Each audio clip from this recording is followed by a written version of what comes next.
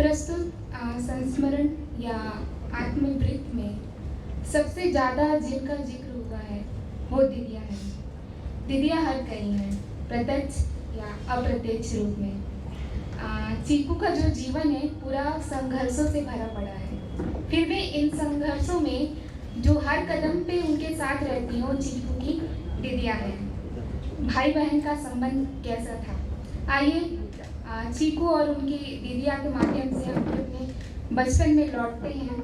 शीर्षक है दीदिया मेरे कोमल मन की पक्की ढाल।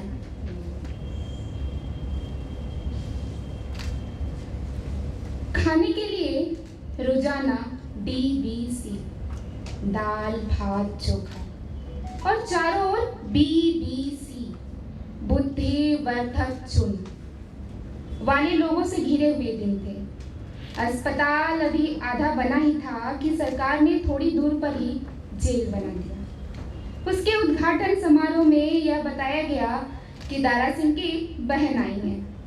पहलवानों की कुश्ती होने वाली है जिसमें पुरुष और महिला दोनों वर्ग के लोग भाग लेंगे। हम लोगों ने एक दूसरे को देखा और सब कुछ स्वतः ही तय हो गया। अस्पताल और जेल के बीच सिर्फ और सिर्फ खाली सपाट मैदानी घास थी। कहीं कहीं बनते हुए quarters, sub divisional office, court इत्यादि भी थे। स्वाभाविक है माँ को बताना नहीं था कि हम कहाँ जा रहे हैं। कुश्ती शाम के समय होने वाली थी।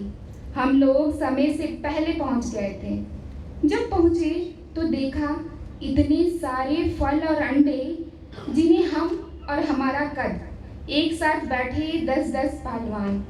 हमने जिंदगी में इतनी सुंदर गोरी पहलवान को पहले कभी नहीं देखा था। सो मन मचल उठा छूने को। हम दोनों भीड़ से नजरें बचाते हुए उन लोगों के घेरे के अंदर पहुंच गए।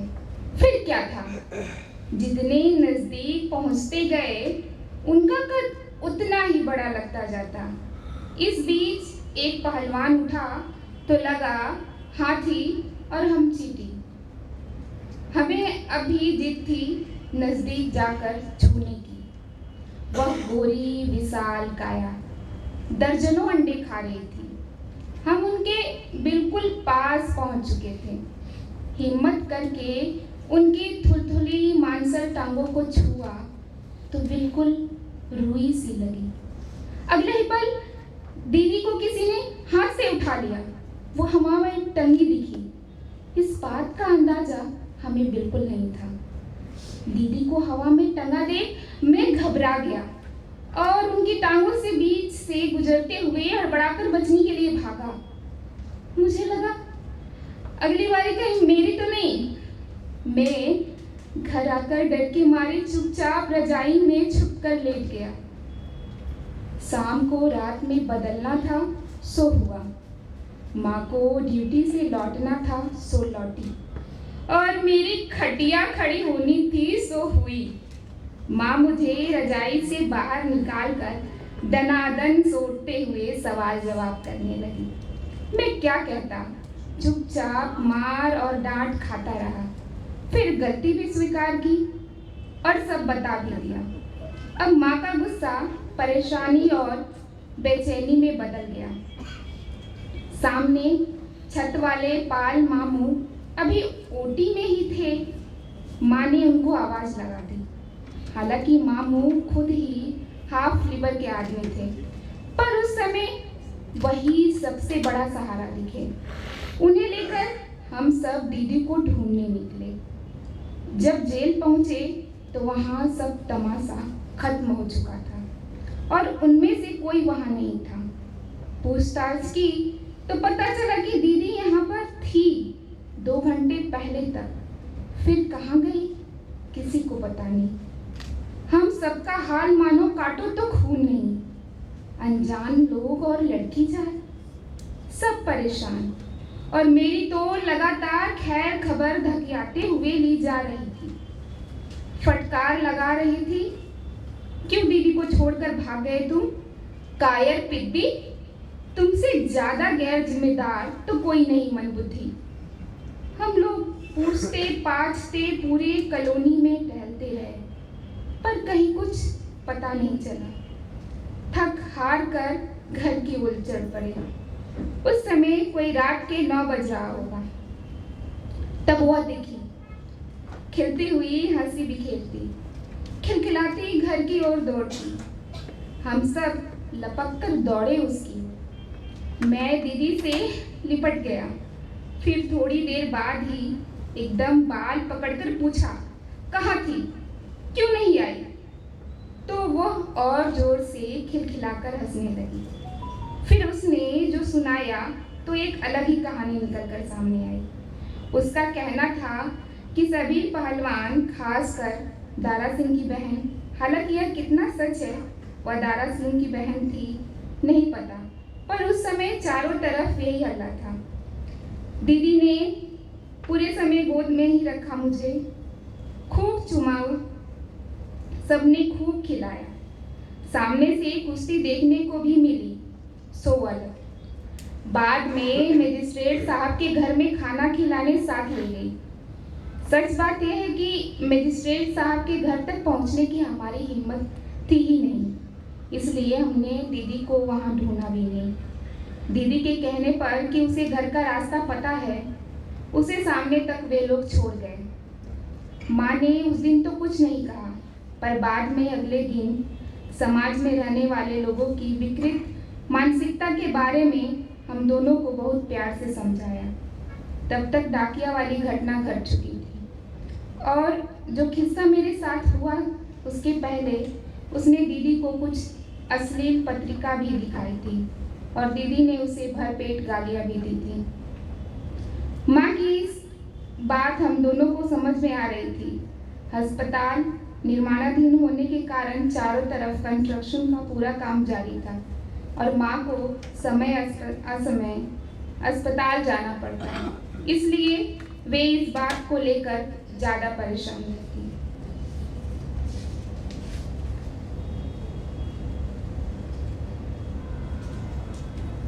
इसी तरह का एक दूसरा किस्सा है। इसी घटना से जुड़ी एक मासूम सी घटना और है। दीदी के सुई वाले एपिसोड में एक दिन सिपिन की माँ, जो कभी भूंजा, कभी मूढ़ी, कभी कुछ और दे जाती, कि सारनी उस दिन मुर्गी दे गई, और फिर एक मुर्गा खरीद लाए हम। कुछ ही दिन बीते होंगे कि मुर्गी ने हमारे बाथरूम में अंडा दे दिया। वही उसी बाथरूम को उसका सोने का घर बनाया गया, और हमारा नहाना धोना तो तब तक नए चापाकल पर शिफ्ट हो गया था। नन्हे अंडे, वो भी देसी, जो पूरे पीले और भूरे के बीच के रंग के, समझिए लगभग चाय पत्ती के रंग का। पहला अंडा तो मुर्गी का नहीं, नन्ही चिड़िया का लगा, इतना छोटा सा। मैंने तब हाथ में लिया तो वह ताज़ा गर्म था। उस अंडे को छूने का एहसास तो कभी भूल ही नहीं सकता। यह पहला अनुभव था जब अभी अभी दिए अंडे को छू रहा था, बिल्कुल नरम और गरम। वो भी तब जब मुर्गी बाहर दाने चुगने गई। दीदी और हम दोनों सुपर एक्साइटेड। अंडा रखते ही मुर्गी वापस आ गई, और नाराज होकर मुझे जो दौड़ाया वो भूल नहीं सकता। उसके बाद जब भी मुझे देखती, थोड़ी गुस्सैल नजरों से देखती। धीरे धीरे मुर्गी की संख्याओं में वृद्धि होने लगी। माँ को भी एक और बहाना मिल गया। सब्जी के पैसों की बचत के लिए अंडों के सारे व्यंजन आसानी से उपलब्ध घर में ही हो जा रहे थे। अब हम नमक, तेल, रोटी की उन्नत जाति, पोच और रोटी खाने लगे, और मुर्गियों के सौजन्य से दुनिया की सबसे किफायती और पौष्टिक खाना हमारे लिए सहज उपलब्ध हो सका।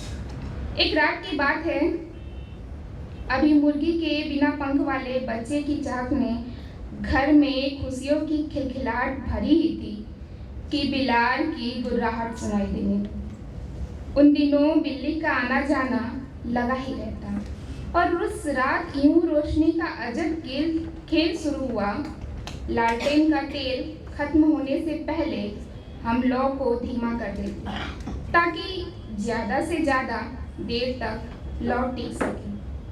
धीमी लौ एक कोने से उदासी बिखेर रही थी और दूसरी ओर बाथरूम से टहलता हुआ बिना पंख का बच्चा भटक रहा था और वहीं बाथरूम की खिड़की पर बिलाल की लाल लाल आंखें मौके का इंतजार कर रही थी।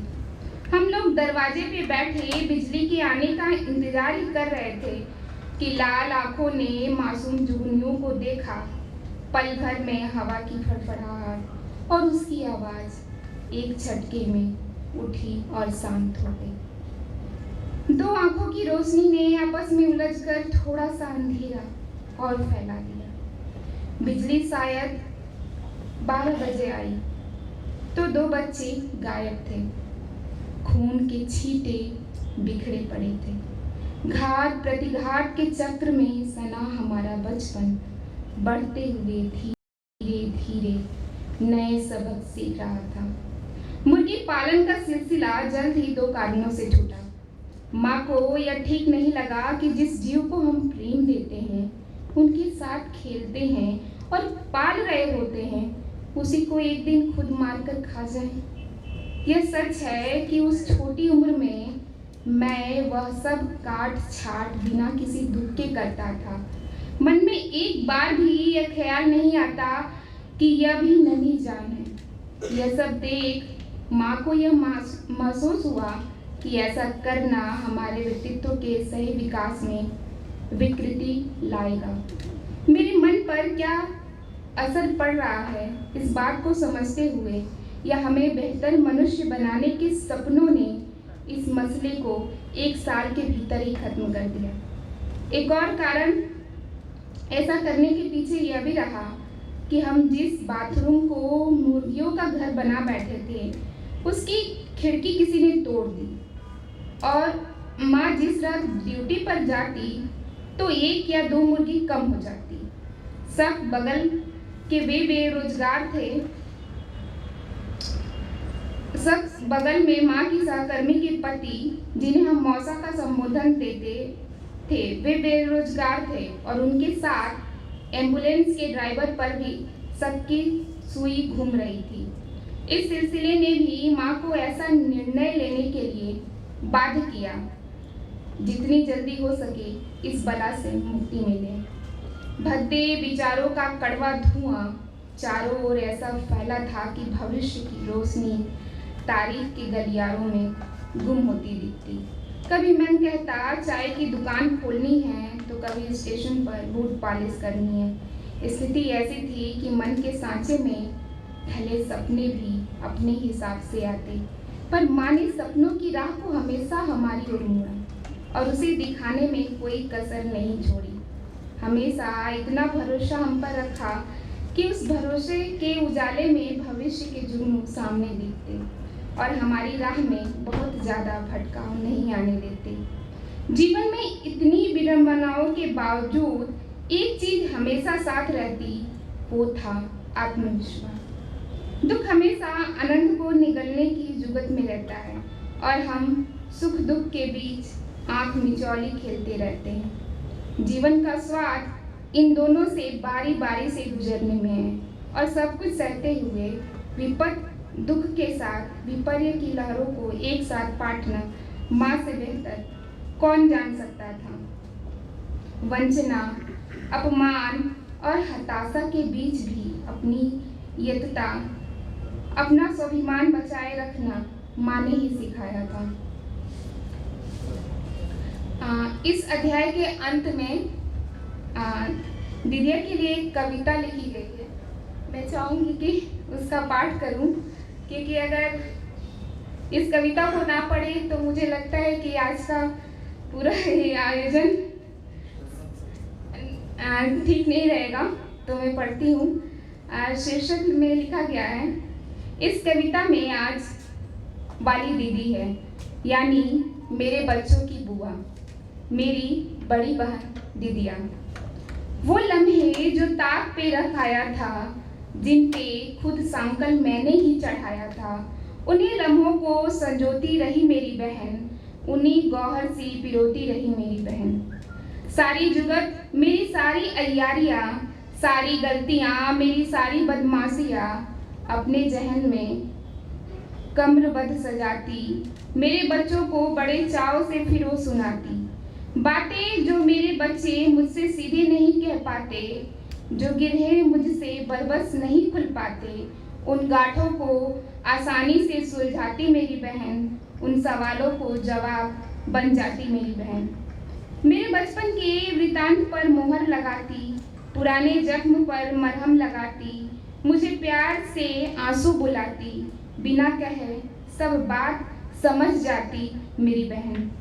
जब भी मिलती सारे बिसरे गीत गुनगुनाती, वो सारे दर्द जो हम मिल बांट खाए थे, मेरे सिर के सारे इल्जाम जो उसने उठाए थे, मेरी गलती पे जब माने उसे लगाए थे। मैं छोटा था, मेरी ढाल बन जाती थी, बचे पैसे से वो मेरी हर उम्मीद सजाती थी, मेरे हर नाज और सारे नखरे उठाती थी। मैं जिद्दी था, मुझे थोड़ा और जिद्दी बनाती थी। वो प्यारे दिन, वो सच्चे पल, वही बचपन सब लौट आता है तुम जब घर पे होती हो। सब बीते लम्हे उड़ के वापस मेरे कंधे पर बैठ जाते हैं। मैं फिर से वही जिद करता हूँ और तुम झट से सब मान जाती हो। दीदिया, तुम अब भी मुझको वैसे ही भाती हो, बालों में तेल मलती हो और वैसे ही कस के हिलाती हो, पैरों में जमे दर्द पर अपना पुराना जादू चलाती हो। पिघल बच्चा बन जाता हूँ तुम जब भी गले लगाती हो, तुम जब भी गले लगाती हो।